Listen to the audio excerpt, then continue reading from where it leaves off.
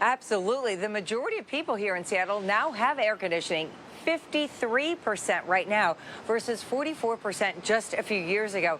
And it's really needed, not just with this heat, but when you consider the majority of people in this city live on what are called heat islands. Now, these are areas where there's, like here downtown, a lot of brick, a lot of concrete, a lot of metal that's all working to hold that heat in. So when we get a heat wave like we have right now, these heat islands get even hotter.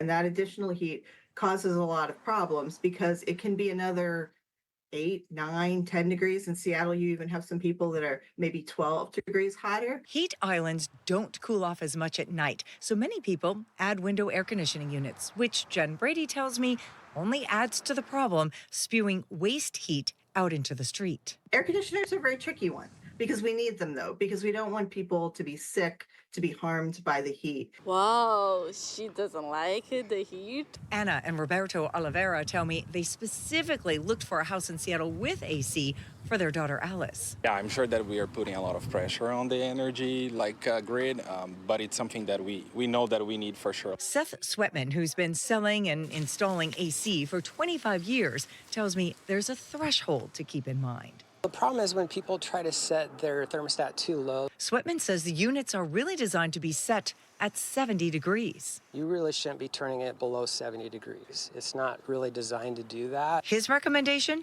never go below 75. It reduces the humidity, so you pull the humidity out of the house and it feels comfortable. So you really don't need it, 69, 70. It's not a good thing for the grid. Our local utilities say the grid is good to go, but there have been several local power outages. We had some lights flicker, and we were curious about that, but thankfully we did not lose power. And Jen Brady also made it clear that green space with shade trees plus awnings can help reduce the heat gain on heat islands. And really everyone can do their part if they want to help our electrical grid by waiting until later in the evening after 8 p.m. to cook dinner, wash dishes, run the dishwasher, get the laundry done, or early in the morning before it gets too hot. In the heat in Seattle, Denise Whitaker, KOMO News. At Preston, Molly, many of the roads around Washington are made of concrete panels covered by asphalt, and hot weather can affect both of those materials. Now, the heat already caused a highway in Skagit County to buckle, and this weather system is far from over.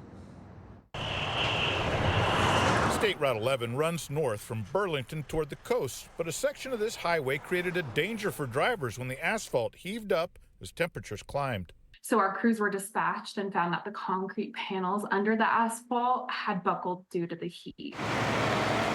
Farmers in the area say the roads have been damaged before by excessive heat, which can create problems for their equipment. It does create a bit of a problem for traffic, especially with the tractors, because we haven't got a lot of suspension. And so when you're driving over the humps, you kind of get a lot of movement, and there's a lot of product flying around and things getting broken. WashDOT got the road hazard patch, but now crews are on the lookout for similar issues as the hot weather sticks around. Concrete expands. So when it expands, it kind of starts to put pressure on each other. So you create more friction, and then one tends to pop. The asphalt on top can become more fluid-like or doughy if it's subjected to enough sustained heat. Additional problems have yet to surface. Can she ask you a few questions and you should be all set? But at a roadside fruit stand, workers are hearing plenty of other complaints. All I hear is just very hot, Yesterday was super hot. People who work outdoors have new extended protections to better deal with the heat. That includes access to water, shade, and rest, which now means a short break every 2 hours when temperatures climb above 90 degrees. I think for the most part, it's quite a drastic change. And I guess everyone's just taking it easy and staying hydrated. Yeah, as far as that damaged highway, a temporary repair that is in place and a permanent fix will be done once it cools down. In the meantime, though, state road crews are monitoring for any additional trouble spots. Reporting live, Joel Marino, KOMO News. Well, as this intense heat wave continues, cities are taking steps to make sure people are hydrated and cool. Tacoma is offering water at all libraries during the days with extreme heat. As the temperature reaches 85 and higher, the city's Neighborhood and Community Services Department will also send outreach teams and volunteers to provide those who are homeless with access to water. Tonight, I talk with Chief Emergency Management Officer Tika Odeagun about the heat alert the city has now issued. Well, Tika, thanks so much for joining us here on ARC Seattle tonight. So we're talking about this heat alert in the city of Tacoma, hitting records there. It was so hot today, 99 degrees? Probably feels even hotter depending on where you're at. But what do you want people to know tonight? Where can people go to seek some reprieve from this hot weather we're experiencing? Yeah, so City of Tacoma has a lot of opportunities. So we partner really well with our libraries. And so our libraries are open. You can go in there to get some cooling done. We're also supporting them with bottled water. So you can get some water, you can get some coolant, you can cool off a little bit there. We also have our Catholic Community Services. They have at their Nativity House, they've expanded their bed capacity. So you can go in and get some shelter there. Other than that, please take part in all of our parks that we have in City of Tacoma, especially our water parks through Metro Park. We would love to have people come out there, but really it's important to get inside and to stay as cool as possible. So take advantage if you want to read a new book. The libraries are a great option. As far as places, where people can get the information, if they need to know exactly where to go, is there a good spot for that? I know I'm sure City of Tacoma website, but can you give us an idea of where to go, exactly the website, just so people watching and listening can get an idea of where they need to take themselves, their families, anyone else to get some reprieve from the hot weather? So if you go to cityoftacoma.org/inclement resources, you will see all of our shelters that we have open, as well as information on the libraries. And you'll get information that Pierce Transit is also offering to shuttle people for free to some of those cooling centers. So when it comes to the cooling centers, the libraries, what are the operating hours? When do they start opening? When do they close? Yeah, so the libraries are closing around 8 o'clock at night. So a little bit around their normal time, basically. Those shelters, they're open normal business hours. So you can go in from 8 a.m. until around 5. And if you're staying overnight, then their hours are a little different. So if you're staying overnight, just make sure that you go to the website and actually take a look at once they start admitting people to stay overnight in those shelters. Do you find that a lot of people take part in showing up just to get away from the hot weather?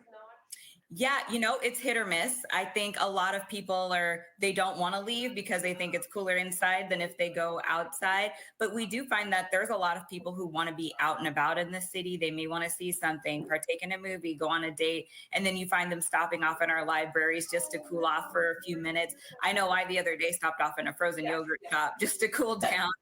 So they do stop. It's just kind of what is driving them to stop. So when it comes to our homeless population, we do a ton of outreach with them. So sometimes it's harder to get them to go to the cooling centers, but we provide them with plenty of resources, the transportation, and especially tons and tons of water. That's great. Tika, do me one more favor. Let's hit that website one more time. Just tell our viewers where they can go to get this information. So if there's a place they need to be to get out of that hot weather, they can go there. So it is cityoftacoma.org/inclement resources. Perfect. Well, I know tomorrow is supposed to be even hotter, so I hope you stay cool. I hope everybody else does out there as well. And thanks for all the valuable information tonight. I know a lot of people will be able to take part in that and hopefully go exactly where they need to go to get out of all the hot weather they're going to be experiencing over the next couple of days. Tika, thanks again, and thanks so much for being with us here on ARC Seattle tonight. We appreciate it. Thank you so much for having me.